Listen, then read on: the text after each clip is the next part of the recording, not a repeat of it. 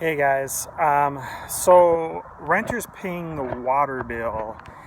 Um, Depending on whether you go Section 8 or depending on if you don't, and depending on, it really depends a lot on the city, especially with like garbage and water. Sometimes it's together too, I believe, in certain cities.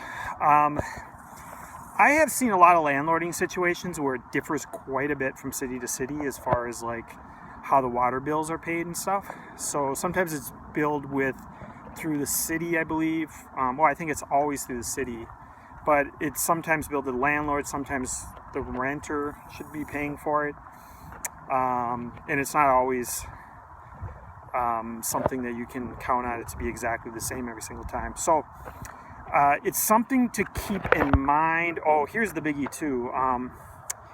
If you're a landlord and you're charging the renter on the water bill, if they are not paying the water bill, which can happen, I remember it was happening. If they're not paying the water bill, what happens is that can be like a lien and be assessed on the property. And so, for example, if you're not paying attention to it, you could go 5, 6, 7 months. You could have like a $700, $800 water bill. I've heard some crazy numbers. I think I even ordered an $8,000 one once, but in like a North Minneapolis or something. But no, these water bills can get assessed to the property as like a lien or levy or something like that on the property.